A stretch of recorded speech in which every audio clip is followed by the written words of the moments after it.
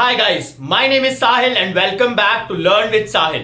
आज के वीडियो में हम लोग इंट्रोडक्शन से रिलेटेड डिस्कशंस करेंगे। मैं आपको टाइप्स ऑफ इंट्रोडक्शन के बारे में बताऊंगा और आपको इंट्रोड्यूस कैसे करना है, चाहे कहीं भी आप जाएं, इंटरव्यू में जा रहे हैं, टेलीफोनिक इंटरव्यू हो रहा है, डायरेक्ट पर्सनल इंटरव्यू हो रहा है, किसी भी इंटरव्यू कहीं पे भी आपको इंट्रोडक्शन करने के जो बेस्ट मेथड्स हैं वो मैं आपको बताऊंगा। अच्छा, शुरू करने से पहले दो चीजें मैं आपको क्लियर कर देता हूं। नंबर वन, बच्चे, इंट्रोडक्शन जो है ना, that is the most important element और पार्ट ऑफ योर कम्युनिकेशन। यानी आप जब भी अपने आप को कम्युनिकेट करेंगे, this will be the most important part. क्योंकि देखो, जब भी आप कहीं पे जाते हो, सबसे पहले आप क्या करते हो, अपने आप को इंट्रोड्यूस करते हो, और जैसे आप इंट्रोड्यूस करोगे वैसे ही आपको आपका इंप्रेशन सेट हो जाएगा, है ना। हम लोग एक बहुत इंपॉर्टेंट या एक बहुत पुरानी कहावत है कि your first impression is your last impression, right. Your first impression is your last impression. So for that you need to be very specific about your introduction. जो पॉइंट्स मैं आपको बता रहा हूं उनको ध्यान रखें, प्रैक्टिस करें और वीडियो का एंड तक देखिए, क्योंकि लास्ट में मैं आपको जो इंट्रोडक्शन बताऊंगा सेकंड वाला, वो आपके लिए इंटरव्यूज के लिए बहुत इंपॉर्टेंट होगा। तो चलिए शुरू करते हैं बिना किसी देरी के। Let's start with the first part. देखो, टाइप्स ऑफ इंट्रोडक्शन पहले हम लोग पढ़ते हैं कि टाइप्स ऑफ इंट्रोडक्शन क्या होते हैं, मतलब कौन कौन से तरह के इंट्रोडक्शन होते हैं, ठीक है। तो सबसे पहले अगर आप बात करोगे टाइप्स ऑफ इंट्रोडक्शन की, तो हम इंट्रोडक्शन को दो पार्ट्स में डिवाइड कर सकते हैं। पहला हम कह सकते हैं फॉर्मल इंट्रोडक्शन और दूसरा हम लोग कह सकते हैं इनफॉर्मल इंट्रोडक्शन, ठीक है। पहला तो हो गया हमारा फॉर्मल इंट्रोडक्शन और दूसरा हो गया इनफॉर्मल इंट्रोडक्शन। तो ये दो तरह के ब्रॉड हमारे टाइप्स ऑफ इंट्रोडक्शन होते हैं। अब जब आप फॉर्मल इंट्रोडक्शन की बात करोगे तो देखो, फॉर्मल और इनफॉर्मल में डिफरेंस क्या है। इनफॉर्मल वो है जो आप हमारे फ्रेंड्स या फैमिली के सामने करते हैं, लेकिन ज्यादातर देखो हम लोग फ्रेंड्स या फैमिली के साथ, मैं भी इंग्लिश में बात नहीं करता हूं, तो ये हम लोग नहीं डिस्कस करेंगे। We will not talk about informal. हम लोग फॉर्मल के बारे में बात करेंगे, क्योंकि फॉर्मल के दो टाइप्स हम लोग पढ़ने वाले हैं।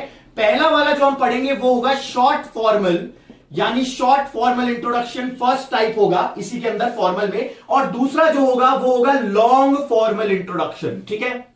शॉर्ट फॉर्मल और लॉन्ग फॉर्मल, ये दो तरह के इंट्रोडक्शन हम लोग आज पढ़ने वाले हैं। क्लियर। अब देखो, शॉर्ट फॉर्मल इंट्रोडक्शन और लॉन्ग फॉर्मल इंट्रोडक्शन। देखो, लॉन्ग फॉर्मल इंट्रोडक्शन कौन सा इंट्रोडक्शन होता है, जैसे हम लोग जब भी आप किसी इंटरव्यू में जाओगे या कोई भी टेलीफोनिक इंटरव्यू होगा, पहला सवाल आपसे क्या पूछा जाता है, tell me about yourself, है ना। वही सवाल, उसी का ही आंसर होगा हमारा लॉन्ग फॉर्मल इंट्रोडक्शन हमें कैसे देना है। तो इसके नीचे मैं लिख देता हूं tell me about yourself, ठीक है। ये कौन सा हो गया, tell me about yourself. मैं आपको कुछ ऐसे मेथड्स दूंगा आज के वीडियो में, एंड तक देखिएगा इसे, जिसमें आप tell me about yourself का बेस्ट पॉसिबल आंसर कर सकते हैं। जब भी आप इंटरव्यू में जाएंगे आपका इंपैक्ट होगा, आप एक सिस्टमैटिक वे में आंसर कर पाएंगे, ठीक है। तो लॉन्ग फॉर्मल इंट्रोडक्शन में tell me about yourself है, इसके बारे में थोड़ी देर में बात करेंगे। इसका जो ड्यूरेशन होता है ना, यानी लॉन्ग फॉर्मल इंट्रोडक्शन का जो टाइम होता है वो अराउंड 1 to 1.5 मिनट्स, या आप 1 से 2 मिनट कह सकते हो, ठीक है। यानी 1 से 2 मिनट्स का आपका इंट्रोडक्शन जो होता है वो लॉन्ग फॉर्मल इंट्रोडक्शन कहलाता है। और जो शॉर्ट फॉर्मल इंट्रोडक्शन है वो आपका around if you talk about short formal, तो ये 20 सेकंड के आसपास का होगा, 20 से 30 सेकंड मान लो आप, इससे ज्यादा नहीं।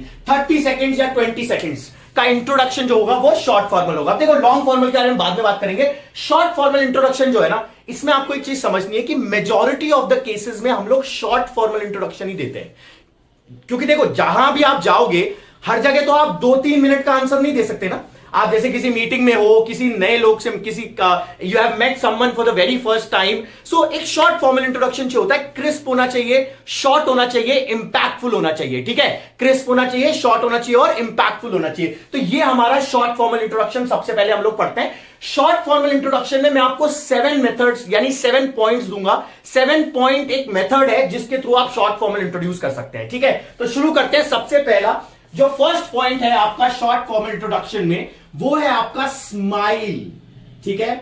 Smile and greeting, smile and greetings, यानी कि जब भी सबसे पहले आप जब भी सब स्टार्ट करोगे अपना इंट्रोडक्शन तो एक स्माइल के साथ करोगे और हमेशा ग्रीट करोगे। ग्रीटिंग का मतलब होता है गुड मॉर्निंग, गुड आफ्टरनून और गुड इवनिंग, ठीक है। हाय हेलो नहीं करेंगे, क्योंकि देखो फॉर्मल वे में जब आप प्रोफेशनल बन जाते हो तो आप हाय हेलो की जगह ज्यादा बेटर रहेगा आप एक फॉर्मल वे में इंट्रोड्यूस करो, तो ग्रीटिंग दो। और स्माइल, स्माइल से क्या होगा, देखो जब मैं स्माइल करूंगा तो आप भी ऑटोमेटिकली स्माइल करेंगे। ऐसा नहीं हो सकता मैंने स्माइल कर रहा हूं और आप ऐसे बैठे हुए हैं बिना स्माइल के। तो जब आप स्माइल करेंगे तो सामने वाले से कनेक्ट एस्टैब्लिश होता है, कनेक्ट होता है आप, तो वो चीज को एस्टैब्लिश करने के लिए आपको स्माइल और ग्रीटिंग करनी है। नंबर 1 पॉइंट ये, ठीक है। नंबर 2 पॉइंट है आपका नाम। नाम बोलने के दो तरीके हैं, माई नेम इज, या तो आप ये बोल सकते हैं, या फिर आई एम बोल सकते हैं, आई एम और आपका नाम, ठीक है। जैसे माई नेम इज साहिल और I am Sahil. Am I clear to you? कोई माई सेल्फ नहीं बोलेगा क्योंकि माई सेल्फ गलत होता है, ठीक है। माई सेल्फ साहिल जो होता है वो रॉन्ग होता है। ज्यादा बहुत स्टूडेंट्स को मैं देखता हूं जो ये यूज करते हैं my self Sahil, my self जो भी आपका नाम है, तो आप ये नहीं करेंगे। My self followed by your name is wrong,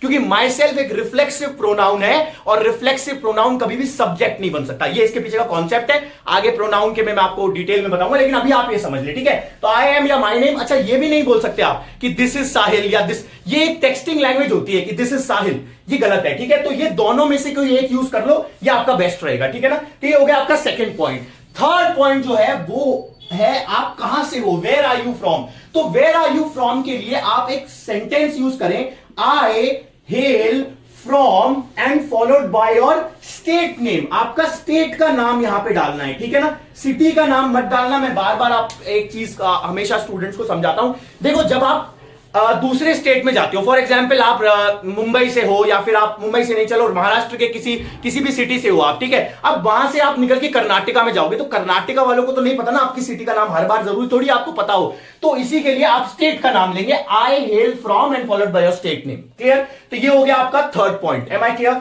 fourth point क्या होगा? फोर्थ पॉइंट है कि आपका करंट डेजिग्नेट, आप कर क्या रहे हैं, what are you currently doing, ये आपका फोर्थ पॉइंट हो जाएगा, ठीक है। मैं यहां लिख रहा हूं फोर्थ पॉइंट क्योंकि यहां पे थोड़ा जगह नहीं बची है, यहां पे लिख लेते हैं, चलो यहां लिख लेते हैं, फिर हम लोग रब कर देंगे। फोर्थ पॉइंट जो होगा वो होगा आपका कि आप अभी क्या कर रहे हो करंटली, ठीक है, what are you currently doing. अब आप जो भी चीज कर रहे हो वो दो तीन चीजें होंगी जो आप कर सकते हो। जैसे तो फॉर एग्जांपल आप स्टूडेंट हो, आप अपना ग्रेजुएशन या पोस्ट ग्रेजुएशन या कुछ भी आप कर रहे हो। सेकंड हो सकता है कि आपने ग्रेजुएशन कंप्लीट कर लिया, अपना एजुकेशन कंप्लीट कर लिया, दूसरा ये कंडीशन हो सकता है, और तीसरा कंडीशन हो सकता है कि आप जॉब कर रहे हो, ठीक है। तीन बेसिक कंडीशन हो सकते हैं। तीनों कंडीशंस के मैं सेंटेंसेस बना रहा हूं, सुन लो, ठीक है, और आप अपने हिसाब से लिख लेना। पहला, अगर आप किसी चीज को परस्यू कर रहे हो, यानी कोई डिग्री कर रहे हो, तो आप क्या बोल सकते हो, currently I am pursuing my bachelor's, ठीक है। Currently I am pursuing my bachelors, bachelors की जगह मास्टर्स लगा दो, मास्टर जगह पीएचडी लगा दो, जो भी आप कर रहे हो। So currently I am pursuing my masters,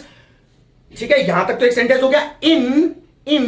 इन करके आप जो भी अपना आपका स्पेशलाइजेशन है, जैसे I am doing my masters, या currently I am pursuing my masters in that, for example masters आप कर रहे हो एमएससी, ठीक है, एमएससी कर रहे हो, तो मास्टर्स इन एमएससी फ्रॉम जो भी कॉलेज का नाम है। समझ में आ रहा है? तो ये आपको पूरी तरह से बोलना है। क्लियर हो रहा है? जैसे आपने क्या कहा, जैसे फॉर एग्जांपल आप बीटेक कर रहे हो, तो क्या बोलोगे, currently I am pursuing my BTech in mechanical engineering from for example Amity university, Manipal, जो भी आपका आईआईटी या व्हाटएवर, ठीक है। Are you getting my point? तो इस तरह से आपको पूरा एक सेंटेंस बोलना है जब आप अपनी डिग्री कर रहे हो। Currently I am pursuing followed by your degree, जो भी है, उसके बाद इन लगा के फॉलोड बाय योर जो भी आपका स्पेशलाइजेशन है, ठीक है, और फ्रॉम करके आपके कॉलेज या ऑर्गेनाइजेशन का नाम, ठीक है। तो ये आप करेंगे, ये तो हो गया पॉइंट नंबर 1। दूसरा, अगर आपने एजुकेशन कंप्लीट कर लिया और आप जॉब ढूंढ रहे हो, ठीक है, तो आप ऐसे नहीं बोलोगे I am searching for a job, ऐसे बोलोगे कि I have completed my education और I have completed my BTech and I am looking for a good opportunity in different IT industry, in IT industry और in different fields,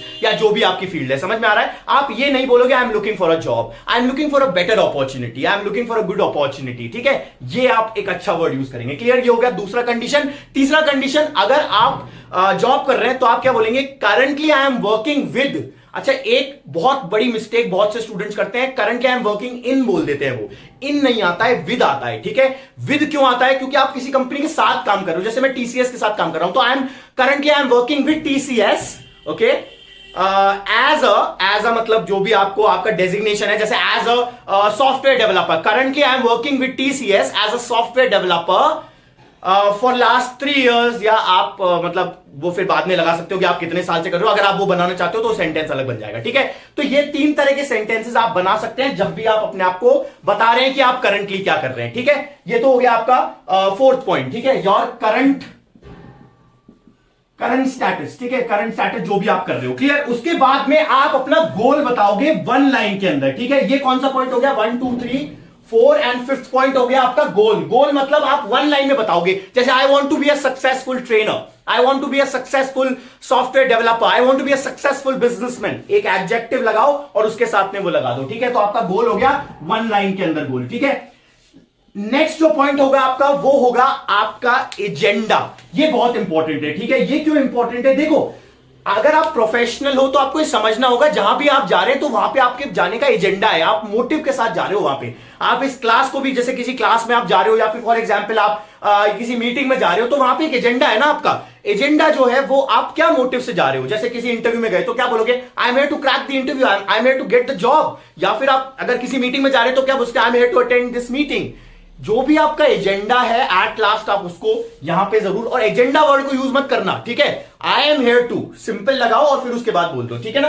तो ये हो गया agenda. Next जो होगा वो आपका लास्ट पॉइंट होगा। 1 2 3 4 5 6 पॉइंट्स हो गए। लास्ट पॉइंट होगा thank you so much, thank you so much with a smile, ठीक है। एक स्माइल के साथ में थैंक यू सो मच लगाएं और आपका ये 7 पॉइंट्स का हमारा शॉर्ट फॉर्मल इंट्रोडक्शन खत्म हो गया है। इसका स्क्रीनशॉट ले लो एक बार, फिर मैं लॉन्ग फॉर्मल इंट्रोडक्शन की बात करूंगा जो आपके लिए बहुत इंपॉर्टेंट है, क्योंकि किसी भी इंटरव्यू में आपको लॉन्ग फॉर्मल इंट्रोडक्शन एकदम परफेक्ट रखना होगा, तभी आपका फर्स्ट इंप्रेशन अच्छा जाएगा, ठीक है। मैं इंटरव्यू की क्लासेस आगे अपलोड करूंगा, आई विल अपलोड, बट अभी आप इस चीज का ध्यान रखें, ये बहुत इंपॉर्टेंट होगा लॉन्ग फॉर्मल। पहले इसका स्क्रीनशॉट ले लो, फिर हम लोग लॉन्ग। चलिए तो अब बात करते हैं लॉन्ग फॉर्मल इंट्रोडक्शन की, जो है टेल मी अबाउट योरसेल्फ। देखो ये मैंने जैसा अभी बताया कि ये सबसे इंपॉर्टेंट क्वेश्चन होता है पूरे इंटरव्यू का, क्योंकि इसी से ही आपका मोमेंटम सेट होता है। ये डिसाइड होता है कि आप आगे के क्वेश्चंस कैसे दे पाओगे, क्योंकि आंसर्स कैसे दे, क्योंकि देखो अगर आपका फर्स्ट इंप्रेशन अच्छा है और आपने शुरू में ही कॉन्फिडेंस गेन कर लिया तो आप अच्छे आंसर्स दे पाओगे आगे। वरना क्या होगा, नर्वसनेस होने लग जाती है अगर पहला ही आंसर गलत हो जाता है तो। आगे मैं आपको इंटरव्यूज की साइकोलॉजी बताऊंगा, मैं पूरा एक कोर्स आगे अपलोड करूंगा, बट अभी हम लोग बात करते हैं टेल मी अबाउट योरसेल्फ। देखो टेल मी अबाउट योरसेल्फ के 2 पार्ट्स हैं, ठीक है। आपको ये ध्यान रखना है, ये 2 पार्ट्स में डिवाइडेड है टेल मी अबाउट योरसेल्फ। पहला पार्ट जो है ना इसका, वो है आपका स्टैंडर्ड पार्ट, ठीक है। इस आंसर का पहला पार्ट है स्टैंडर्ड पार्ट, ठीक है। और दूसरा जो पार्ट है वो है आपका वेरिएबल पार्ट, ठीक है ना। पहला तो क्या है, स्टैंडर्ड पार्ट, और दूसरा है variable part, alright. Standard part और वेरिएबल पार्ट में डिफरेंस क्या है। स्टैंडर्ड पार्ट कुछ नहीं है, आपको स्टार्ट जो है ना वो तो आपको शॉर्ट फॉर्मल इंट्रोडक्शन के 7 पॉइंट से करना पड़ेगा, ठीक है ना। उसमें से लास्ट में एजेंडा हटा दो और थैंक यू सो मच हटा दो, तो जो बच गए 5 पॉइंट्स, वो 5 पॉइंट्स आप इसके अंदर स्टैंडर्ड में शुरू। अच्छा 5 पॉइंट्स में से एक काम करते हैं, 5 में से आप शुरू के 3 पॉइंट्स ले लो, ठीक है ना। कि आप स्माइल करोगे, ग्रीट करोगे, आप अपना नाम बताओगे और कहां से हो, ये 3 पॉइंट्स आप ले लो। यानी शॉर्ट फॉर्मल इंट्रोडक्शन के स्टार्टिंग के 3 पॉइंट्स आप ले लो, ठीक है ना। 5 पॉइंट्स, क्योंकि हम वेरिएबल में फिर मैं आपको और आगे डिटेल बता देता हूं। शॉर्ट फॉर्मल के शुरू के 3 पॉइंट्स आपको लेने हैं, ये आपको स्टैंडर्ड पार्ट है, ये हमेशा सेम रहेगा, ठीक है ना। अब आते हैं वेरिएबल की बात करते हैं। देखो वेरिएबल पार्ट के अंदर आपको ध्यान रखना है 2 तरीके के आंसर्स होंगे। एक तो आंसर होगा आपका फ्रेशर्स के लिए, ठीक है, जो लोग फ्रेशर्स हैं, जिन लोगों ने जॉब नहीं करी है, जिनको एक्सपीरियंस नहीं है, एक तो वो लोगों के लिए आंसर होगा, और एक दूसरा आंसर मैं आपको बताऊंगा जो एक्सपीरियंस लोगों के लिए होगा, ठीक है ना। तो दोनों आंसर्स मैं आपको अभी एक एक करके बताऊंगा। आपको क्या करना है, एक चीज ध्यान रखेंगे, जब मैं फ्रेशर्स और एक्सपीरियंस के लिए आपको जो चीजें बता रहा हूं, आपको उसके अकॉर्डिंगली प्रैक्टिस करके और उन पॉइंट्स को अच्छे से मिक्स कर देना है, ठीक है ना। मतलब स्टैंडर्ड पार्ट शुरू के 3 पॉइंट्स, उसके बाद फ्रेशर्स हो तो फ्रेशर का आंसर उठा लो, एक्सपीरियंस है तो एक्सपीरियंस का उठा लो, ठीक है। फ्रेशर्स के लिए आपको क्या करना है, देखो फ्रेशर्स के लिए हम लोग क्या ध्यान रखेंगे, आपको अपनी हमेशा, देखो एक चीज ध्यान रखना, ये बहुत कॉमन चीज है, जब भी हम इंटरव्यू में आंसर करते हैं टेल मी अबाउट योरसेल्फ, हम जनरली जो चीजें रेज्यूमे में लिखी होती है वही रिपीट कर देते हैं। ऐसा नहीं करना है, ठीक है। रेज्यूमे की कोई भी चीज को कोशिश करना है कम से कम चीज आप रिपीट करें, क्लियर। तो आप क्या करेंगे, आप यहां से फ्रेशर हैं तो आप ये बोलेंगे कि I have completed my BTech, जो भी आपने कंप्लीट किया वो लाइन पूरी एक बार बता देंगे कि क्या आपने कंप्लीट किया है। लेटेस्ट, तो आप हमेशा अपने लेटेस्ट डिग्री या फिर क्वालिफिकेशन के बारे में बात करेंगे, ठीक है ना। ये आप ध्यान रखेंगे, हमेशा लेटेस्ट डिग्री या फिर क्वालिफिकेशन के बारे में ही आप बात करेंगे। 10th की 12th की या आप उसकी कोई बात, क्योंकि देखो रेफरेंस नहीं है ना, आपका सेंस नहीं बन पाएगा। आज अगर आप किसी भी, फॉर एग्जाम्पल आपने बैचलर्स कर लिया, मास्टर्स कर ली, तो आपका 10th में क्या मार्क्स थे उससे ज्यादा फर्क नहीं पड़ने वाला है। आपने बैचलर्स में क्या किया है वो ज्यादा इंपॉर्टेंट है, एकदम फ्रेश चीज क्या है। तो हमेशा लेटेस्ट डिग्री और क्वालिफिकेशन के बारे में बात करेंगे फ्रेशर्स, ठीक है। और लेटेस्ट और डिग्री क्वालिफिकेशन में भी आप अपनी प्रैक्टिकल स्किल्स के बारे में बात करेंगे जो आपने एक्वायर करी है, प्रैक्टिकल स्किल्स जो आपने एक्वायर करी है। मैं आपको कुछ प्रैक्टिकल स्किल्स बता देता हूं, आप लिख सकते हैं। जैसे प्रैक्टिकल स्किल्स क्या हो सकती है, अडेप्टेबिलिटी, ठीक है, team playing skills, pressure handling skills, time management skills, communication skills. ऐसी प्रैक्टिकल स्किल्स को आपको अपने बताना है उनको कि आपने क्या क्या सीखा है, क्या सीखा है आपने? प्रैक्टिकल स्किल्स क्या लर्न करी है, या क्या लर्निंग्स हुई है आपकी? प्रैक्टिकल लर्निंग्स जो आपने करी है आपके लेटेस्ट डिग्री क्वालिफिकेशन यानी आपके कॉलेज में, ठीक है। तो आपने दोबारा बताता हूं, अडेप्टेबिलिटी हो गया, प्रेशर हैंडलिंग हो गया, टीम प्लेइंग हो गया, और उसके बाद में टाइम मैनेजमेंट हो गया, आपका कम्युनिकेशन स्किल्स हो गया। नेक्स्ट आप ये भी बोल सकते हैं कि I have learn the skills of how to talk to people, how to manage people. इस तरह से आपको ये पॉइंट्स ऐड करने हैं, प्रैक्टिकल लर्निंग्स ऐड करनी है, ठीक है। तो एक तो हो गई प्रैक्टिकल लर्निंग्स। फ्रेशर्स के लिए क्या करना है? लेटेस्ट डिग्री क्वालिफिकेशन की प्रैक्टिकल स्किल्स और लर्निंग्स बतानी है, जो मैंने आपको भी बता दी, ठीक है। इसके साथ साथ में ही अगर आप जा रहे हो एक तो टेक्निकल इंटरव्यू के लिए आप टेक्निकल स्किल्स भी ऐड करेंगे कि जो आपने टेक्निकल लर्निंग्स करी है, ठीक है। अब टेक्निकल लर्निंग्स आप कभी भी थ्योरेटिकल नहीं बताएंगे, ठीक है ना। जो आपने लिखा हुआ है सीजीपीए वीजीपीए छोड़ दो, वो नहीं बताना है। टेक्निकल स्किल्स में आपको क्या बताना है? टेक्निकल स्किल्स में आपको ध्यान रखना है कि आप अपने डिग्री, जो भी आपने डिग्री करी है उसमें आपने कोई भी इंटर्नशिप करी होगी, या तो 6 मंथ्स की इंटर्नशिप, या फिर 2 मंथ्स की इंटर्नशिप, या फिर कोई कंपनी ट्रेनिंग वगैरह। तो उस ट्रेनिंग में आपने क्या क्या चीजें सीखी है वो आपकी टेक्निकल स्किल्स होंगी, ठीक है। प्रैक्टिकल जो आपने स्किल्स एक्वायर करी है, कब? जब आप क्या कर रहे थे? जब आप कोई इंटर्नशिप कर रहे थे या फिर आपने कोई ट्रेनिंग करी है, तो ठीक है, इंटर्नशिप या फिर ट्रेनिंग के दौरान ये आपको ऐड करना है अगर आप टेक्निकल इंटरव्यू के लिए जा रहे हो, तो ठीक है। तो एक तो प्रैक्टिकल पार्ट आपने ऐड कर दिया और एक टेक्निकल पार्ट ऐड कर दिया आपने for freshers. Am I clear to you? तो ये तो हो गया फ्रेशर्स का आंसर। स्टार्ट किससे करेंगे? यहां से 3 पॉइंट्स उठाएंगे, स्टार्ट करेंगे, उसके बाद में शॉर्ट फॉर्मल से, फिर लेटेस्ट डिग्री क्वालिफिकेशन जो है वो क्या करी है आपने, उसमें क्या क्या सीखा है, फिर टेक्निकल क्या क्या सीखा है आपकी इंटर्नशिप, और उससे ये आपको ऐड करना है, ठीक है ना। तो ये तो हो गया हमारा आंसर फ्रेशर्स के लिए। मैं आपको एक सैंपल आंसर करके बता देता हूं, जैसे for example My name is Sahil, ठीक है, ये तो हो गया वाला part. So I have done my BTech in mechanical engineering from Manipal University, and basically I have learned so many skills during my college days. Like I learned how to adapt, how to handle pressure, how to perform under pressure, how to talk to people, how to communicate, how to manage your time. So these are the skills I learned during my college days, and also apart from that I also learned some technical skills. Like you know how to, अब जैसे technical तो आप अपने हिसाब से add करते हैं, ठीक है ना। मैंने आपको प्रैक्टिकल का इसलिए एग्जांपल दिया क्योंकि इस फ्लो में आपका आंसर जाना चाहिए, ठीक है। प्रैक्टिस करेंगे आप इसको तो आपका और इंप्रूवमेंट आ जाएगा, क्लियर। तो ये हो गया फ्रेशर्स के लिए आंसर। एक्सपीरियंस के लिए जब आपको आंसर करना है तो एक्सपीरियंस का आंसर मैं आपको यहां करके बता रहा हूं। देखो एक्सपीरियंस के अंदर आपको एक चीज का ध्यान रखना है, जब आप एक्सपीरियंस हो ना तो आपकी डिग्री विग्री मैटर नहीं करती ज्यादा। अगर आपको 6 महीने, साल भर, 2 साल का एक्सपीरियंस तो सबसे ज्यादा मैटर क्या करता है? आपका जो आपने एक्सपीरियंस जो है, जो आपने जॉब करी है, वहां पे आपने क्या सीखा है, ठीक है।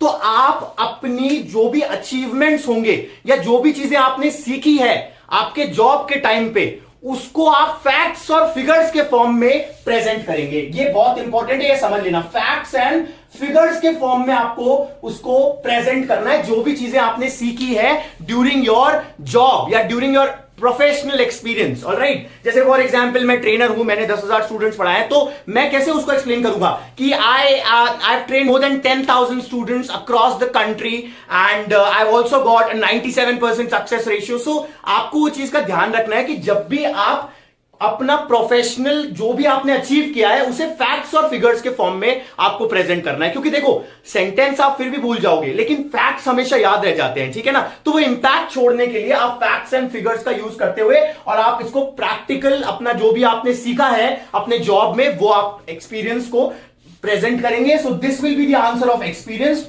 आप इसको फॉर्म कर सकते हैं और एट द एंड दोनों ही केसेस में, चाहे फ्रेशर हो चाहे आप एक्सपीरियंस्ड हो, दोनों केसेस में अपना आंसर एंड करना है with your areas of interest, ठीक है। My area of interest is I like to read books और I like to you know like find the new I like to find new things on internet related to my field। तो जो भी आपके areas of interest है based on your job profile, job के profile के according, ठीक है, वो आपको ऐड करना है, क्लियर। तो ये सारे ये कुछ मैंने आपको पॉइंट्स बताए। आज का वीडियो थोड़ा सा लंबा हो गया क्योंकि मैंने आपको सारे इंट्रोडक्शन के पार्ट बताए। आने वाले वीडियोस में मैं आपको इंटरव्यू से रिलेटेड और भी टिप्स दूंगा।